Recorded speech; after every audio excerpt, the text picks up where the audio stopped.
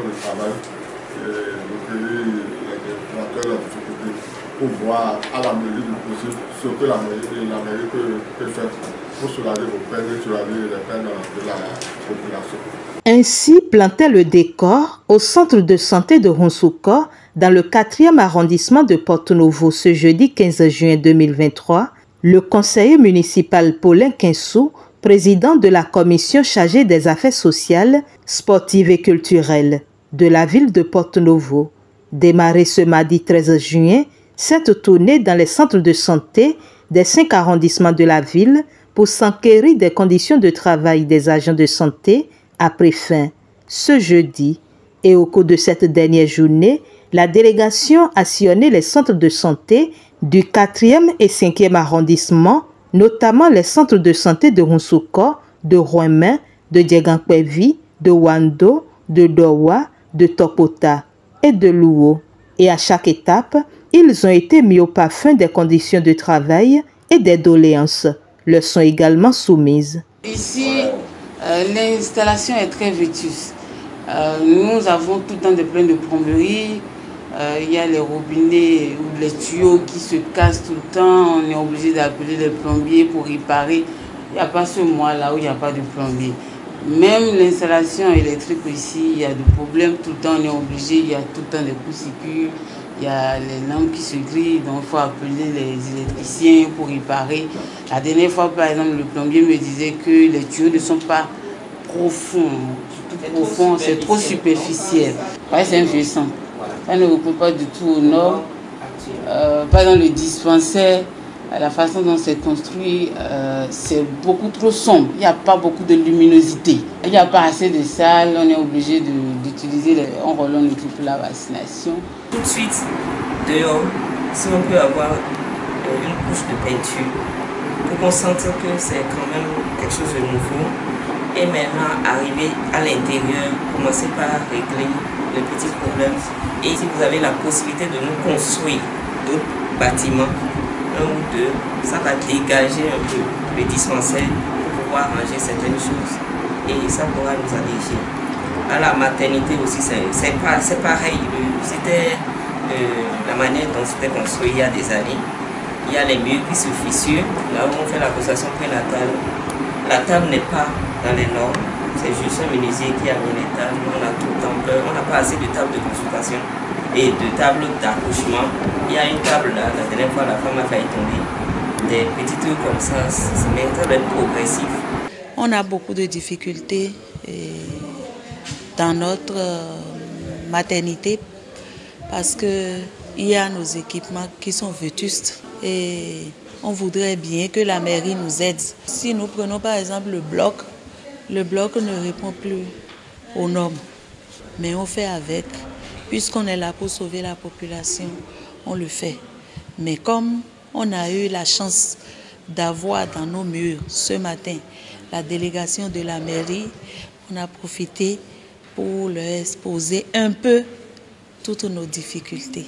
On a besoin aussi des équipements. On n'a qu'une seule ambulance dans la zone sanitaire qui doit desservir toute la population. Voilà, tout de suite là, nous on est là, on a reçu un cas de référence, c'est-à-dire un cas où c'est une dame qui a fait le dernier accouchement par césarienne, qu'on a envoyé à l'hôpital, qui s'est retrouvée dans nos murs tout à l'heure même. Une femme qui est là avec un utérus cicatriciel, l'ambulancier n'est pas là encore disponible. Que faire? Et on est devant, on est là pour sauver et la maman et l'enfant. Voilà. Et on est obligé de courir.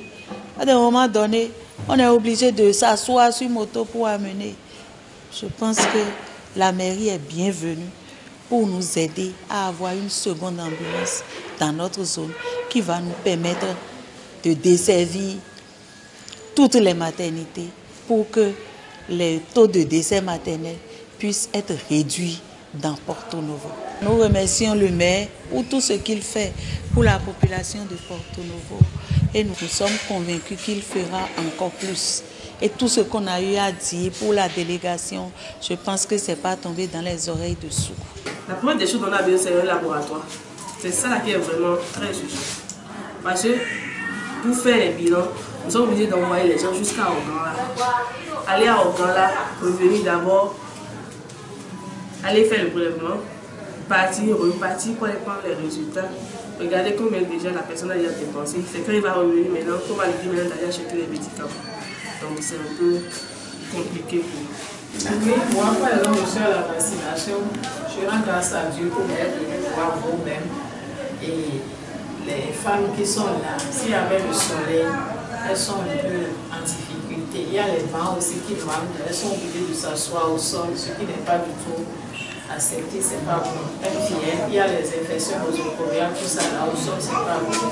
La vaccination est un peu loin du petit rôle qu'il y a dans le centre. C'est difficile pour eux. Si on pouvait avoir un peu un appartement ici avec des bancs, ça va beaucoup nous aider. Contrairement aux autres centres, notre centre est quand même un peu grand.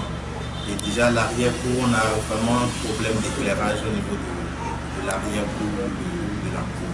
On n'est pas du tout éclairé là. Il n'y a que la façade devant les bâtiments là, qui sont éclairés.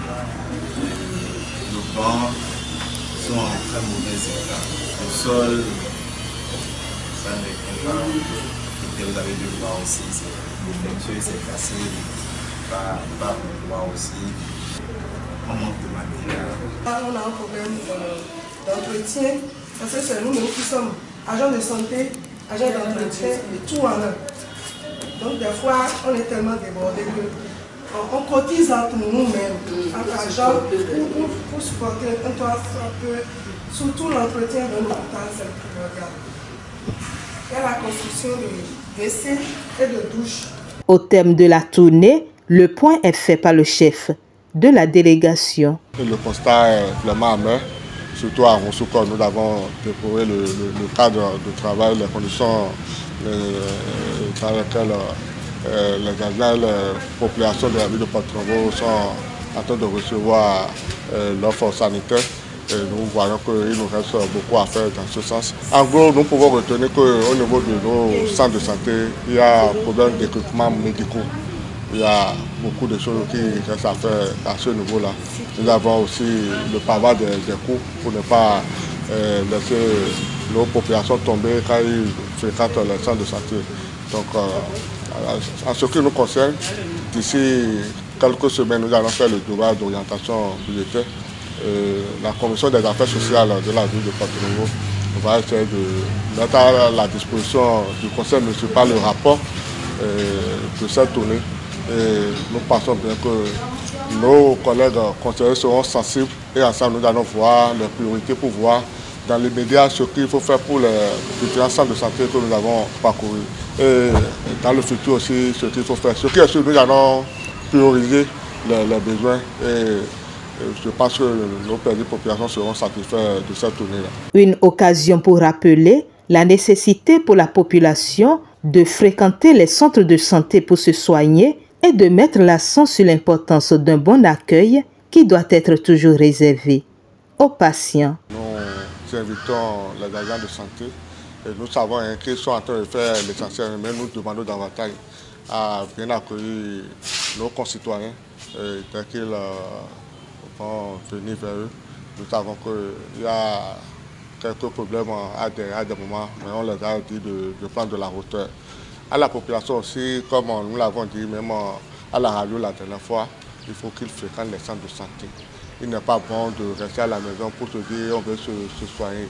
L'automédication, ce n'est pas une bonne chose. Nous sommes en train de lutter contre ça. Le gouvernement de notre pays est en train de faire l'essentiel. On va leur demander de fréquenter les centres de santé. Aussi, nous demandons à la population d'accompagner la mairie. Parce que tout ce que nous avons vu aujourd'hui, vraiment, nous sommes vraiment sensibles. Et nous ne pouvons faire que grâce à leurs efforts.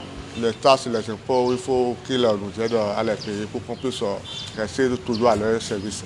Le besoin est palpable et les agents des centres de santé sillonnés espèrent donc un retour favorable pour l'amélioration de leurs conditions de travail.